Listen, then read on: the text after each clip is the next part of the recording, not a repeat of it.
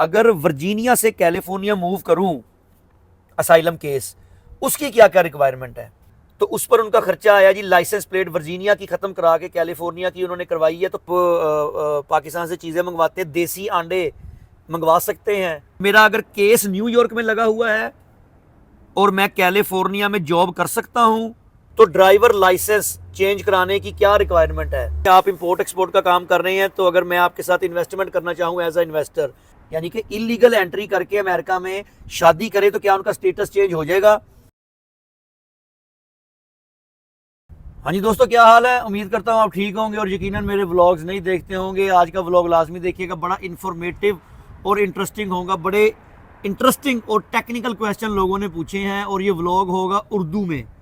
ठीक है, मैं सारों जो क्वेश्चन मेरे पास हैं, तकरीबन 8-9 क्वेश्चन हैं, इनके मैं आंसर दूंगा उर्दू में। काफ़ी रिक्वेस्ट आ रही थी जी कि उर्दू में एक व्लॉग या हिंदी में एक व्लॉग बनाएं, तो हमें पसंद आएगा। मैंने कहा चले एक आधा व्लॉग जो है उर्दू या हिंदी में बना के देख लेते हैं क्या रिजल्ट आता है। वीडियो शुरू करने से पहले मैं ये क्लियर करता जाऊं कि मैं जो भी आंसर्स दूंगा ये मैं अपनी रिसर्च और अपनी इंफॉर्मेशन अपने एक्सपीरियंस के हिसाब से दूंगा। आप प्लीज़ इस पर रिसर्च करके या अपने किसी लॉयर से या क्या फिर कोई फैसला लीजिएगा। काफ़ी इंटरेस्टिंग क्वेश्चंस हैं, लोग मुझे करते हैं क्वेश्चंस, लेकिन कई दफ़ा टाइम ना होने की वजह से मुझे आंसर्स जो हैं काफ़ी लेट देने पड़ते हैं। चले मैं आपका ज़्यादा टाइम नहीं लेता और क्वेश्चंस आंसर शुरू करता हूँ जी। मैं सेशन है जी, क्वेश्चन आंसर सेशन है, स्टार्ट करते हैं जी। एक भाई ने पूछा जी कि वो गालबन वर्जीनिया में रहते हैं, अमेरिका की रियासत है वर्जीनिया, और वहाँ पर उन्होंने कहा जी कि कार प्रॉपर्टी टैक्स यानी गाड़ी का जो व्हीकल है उसका प्रॉपर्टी टैक्स भी उनको देना पड़ता है। तो क्या कैलिफोर्निया में भी कार प्रॉपर्टी टैक्स है। इसका आंसर है भाईजान नो। मैं तकरीबन पिछले 10-11 साल से कैलिफोर्निया में रह रहा हूँ। यहाँ पर सिर्फ एक रजिस्ट्रेशन फ़ीस देनी पड़ती है हर साल के बाद, और एक स्मॉग टेस्ट कराना पड़ता है। जो यूज्ड गाड़ियाँ जो 2011 मेरे पास जिस तरह 2011 मॉडल की प्रियस है, इसका हर 2 साल के बाद एक बार स्मॉग टेस्ट कराना पड़ता है। अगर आपकी गाड़ी ठीक है तो वो तकरीबन $50-60 में आपका स्मॉग टेस्ट हो जाता है। उसके बाद रजिस्ट्रेशन है, वो तकरीबन मैं देता हूँ $110-20 इतनी है, मुझे एग्जैक्ट याद नहीं है। वर्जीनिया में हो सकता है हो, हर अमेरिका की हर स्टेट के डिफरेंट रूल्स हैं, इनके अपने लॉज हैं। और मैरीलैंड में जितनी मैंने रिसर्च की है वहाँ पर कोई कार प्रॉपर्टी टैक्स नहीं है। ठीक है, फिर भी आप मेक श्योर कर लीजिएगा।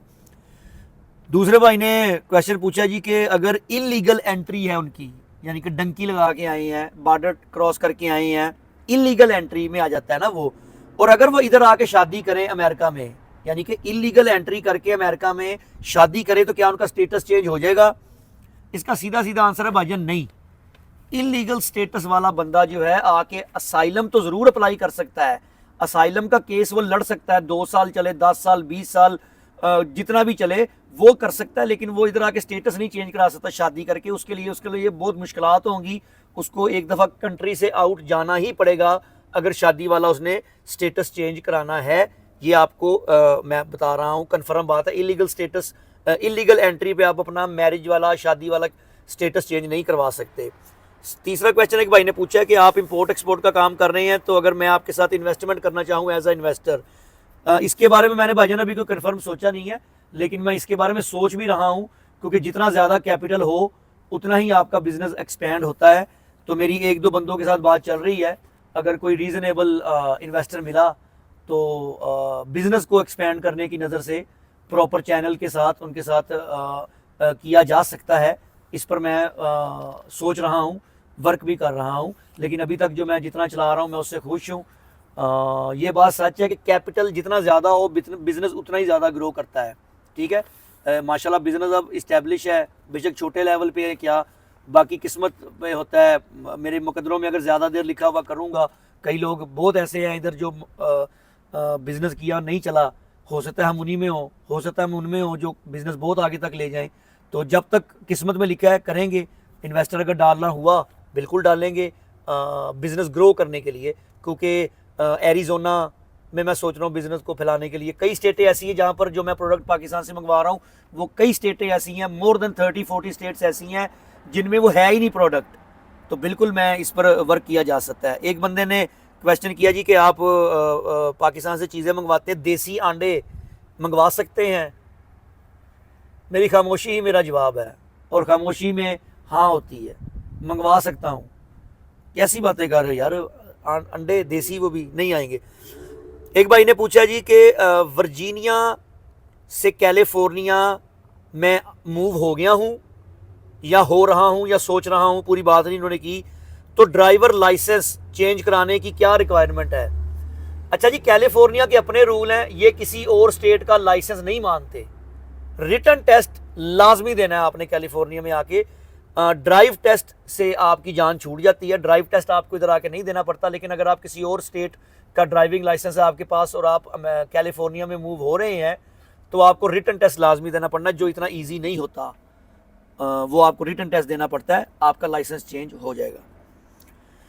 फिर एक भाई ने पूछा जी कि अगर किसी और स्टेट से कैलिफोर्निया में मूव होऊं और अपनी गाड़ी की लाइसेंस प्लेट, यानी कि जिसको नंबर प्लेट कहते हैं, वो चेंज कराना, उसकी क्या रिक्वायरमेंट है, कितना खर्चा है।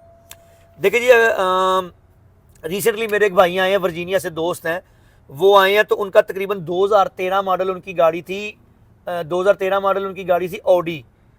तो उस पर उनका खर्चा आया जी, लाइसेंस प्लेट वर्जीनिया की ख़त्म करा के कैलिफोर्निया की उन्होंने करवाई है, तो $500 का खर्चा आया उनका, जिसमें उन्होंने एक स्मोक टेस्ट कराया जो गाड़ी की सेफ्टी से रिलेटेड होता है। दूसरा, उसने रजिस्ट्रेशन फ़ीस दी थी तकरीबन 400 समथिंग ना, तो तकरीबन $500 का खर्चा था। तो उसकी गाड़ी की लाइसेंस प्लेट जो है कैलिफोर्निया में चेंज हो गई थी, उसको नई लाइसेंस प्लेट मिल गई थी कैलिफोर्निया की। कोई जब आप, हो सकता है जब आप ये वीडियो देखें तब तक रूल्स चेंज हो गए हों, इसलिए मैं बार बार कह रहा हूँ कि जब भी आप इन सवालों में कोई भी करने लगें तो लेटेस्ट रूल्स एंड रेगुलेशंस आप मुतलका इदारे से, वकीलों से या अपने दोस्तों से मशवरा करके आप कर सकते हैं।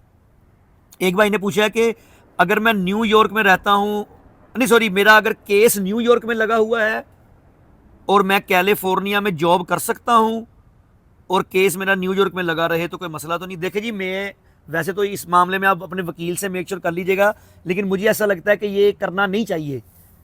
उसकी वजह ये कि जज आपसे देखे ना, पूछ सकता है कि जी आप टैक्स दे रहे हैं कैलिफोर्निया स्टेट को और आप केस आपने लगाया हुआ है न्यूयॉर्क में, तो ये उनको कुछ डॉक्यूमेंट्स भी चाहिए होते हैं, वो पता नहीं कौन सा I-94 के कौन सा टैक्स से रिलेटेड।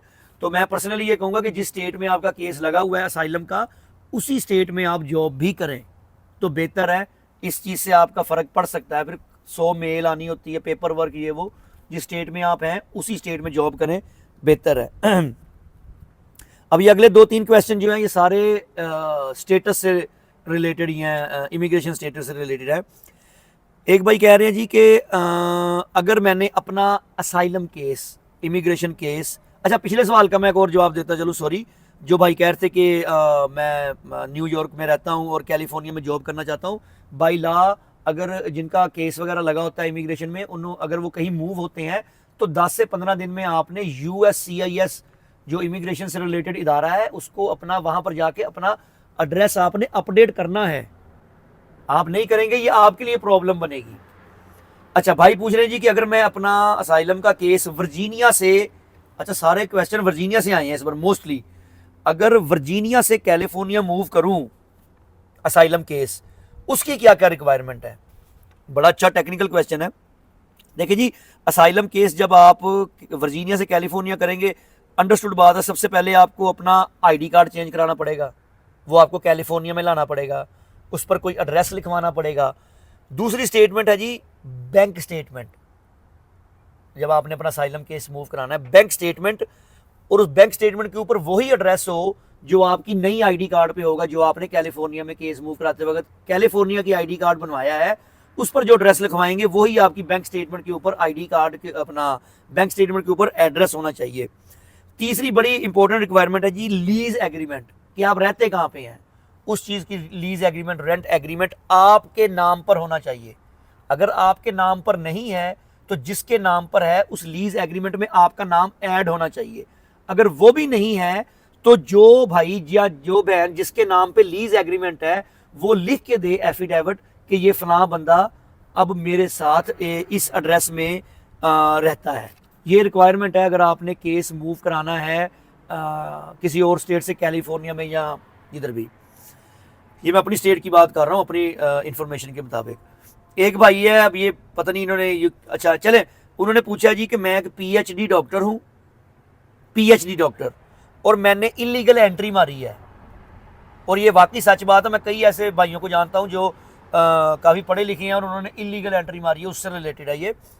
उन्होंने कहा जी कि मैं पीएचडी डॉक्टर हूं और मैंने अमेरिका में इलीगल एंट्री मारी है, क्या मुझे कोई ऐसा इदारा जॉब दे सकता है जो मेरा स्टेटस चेंज कर दे? देखिए भाई, आप जब इलीगल, फिर वही बात आ गई, नहीं, इलीगल एंट्री जहां पर आ गई वहां पर स्टेटस चेंज सिर्फ नहीं हो सकता। आप असाइलम कर सकते हैं, ठीक है, उसका केस आप लड़ सकते हैं, लेकिन स्टेटस चेंज वाली कोई कहानी नहीं है मेरी इंफॉर्मेशन के मुताबिक। हाँ, आप इलीगल एंट्री करके अमेरिका में जॉब भी कर सकते हैं, कुछ अरसे के बाद आप मेडिकल भी ले सकते हैं, डिफरेंट स्टेट्स के डिफरेंट रूल्स हैं, लेकिन आप कोई स्टेटस चेंज करने वाला इदारा नहीं है कि जी मैं जी पीएचडी डॉक्टर हूँ, मैंने इलीगल एंट्री मारी है और जी मैं अपने मुतलका इदारे में बहुत बड़े कंपनी में मैं जॉब करूंगा और वो मेरा स्टेटस चेंज करा देंगे। कोई ऐसी कंपनी नहीं है मेरी नज़र में, मेरी रिसर्च में, मेरी इन्फॉर्मेशन में। मैंने आज तक नहीं सुना किसी बंदे ने इलीगल एंट्री मारी हो और किसी इदारे ने उसको जॉब दे के उसका स्टेटस चेंज करा दिया हो। Please correct me if I am wrong. कोई ऐसे नहीं है। हाँ, आप जॉब ज़रूर कर सकते हैं, 2 जॉब करें, 1 करें, जहाँ मर्जी करें, लेकिन आपको उससे रिलेटेड ऐसा इदारा कोई नहीं मिलेगा जो इलीगल एंट्री को सपोर्ट करता है। आजकल तो वैसे ही इतनी सख्ती हुई है अमेरिका में कि इलीगल एंट्री वालों के तो वैसे ही खिलाफ हुए हैं। वैसे तो बेसिकली यही सवाल थे जो मैंने काफ़ी दिनों से संभाल के रखे हुए थे कि मैं इस पर बात करूँगा। मैं उम्मीद करता हूँ कि आपको ये व्लॉग अच्छा लगा होगा। प्रॉपर 0 से लेके एंड तक व्लॉग मैंने उर्दू में बनाया है। तो जो भाई रिक्वेस्ट कर रहे थे, जिनके कमेंट भी आए थे टिकटॉक, यूट्यूब, पुरानी वीडियोस में, अगर आप मेरे कमेंट जाके पढ़े तो उन्होंने कहा था जी कि एक हमारे लिए जी उर्दू में भी बनाए वीडियो, बहुत आए थे जब, तो मैंने कहा चले बना देते हैं। हम पंजाबी में भी 10 आउट ऑफ 10 है जी, उर्दू में भी पर 10 आउट ऑफ 10 है, और कोई शर्म नहीं महसूस करते, उर्दू बोले या पंजाबी बोले, सारी ज़ुबानें हैं, जिसमें बंदा कंफर्टेबल हो वो बोलनी चाहिए। तो मैं पर्सनली जो है पंजाबी ज़ुबान बोलने में ज़्यादा कंफर्टेबल हूँ। अपना ख्याल रखिएगा, सब्सक्राइब करना ना भूलिएगा और शेयर बिल्कुल ना करना, बल्कि सब्सक्राइब भी ना करना यार, ठीक है ना। मतलब कि अच्छा कंटेंट है, अच्छी वीडियो है, मैं उम्मीद करता हूँ आपको पसंद आएगी। कमेंट ज़रूर कीजिएगा और क्वेश्चंस किया करें, मैं उसका जब टाइम मिलेगा व्लॉग लाजमी या क्वेश्चन आंसर सेशन बनाऊंगा। एक बंदे, काफ़ी लोगों ने क्वेश्चन मुझे किया था, HVAC जो होता है, जो AC वगैरह ठीक करते हैं इंडोर, जो बड़ी बिल्डिंग्स में या घरों में, उस पर कोई व्लॉग बनाए, तो उस पर भी मैं बड़ी जल्दी बनाऊंगा। E1 के E2 वीज़ा जो होता स्किल वीज़ा, उस पर भी मैं बहुत जल्दी वीडियो बनाऊंगा। अपना ख्याल रखिएगा, थैंक यू।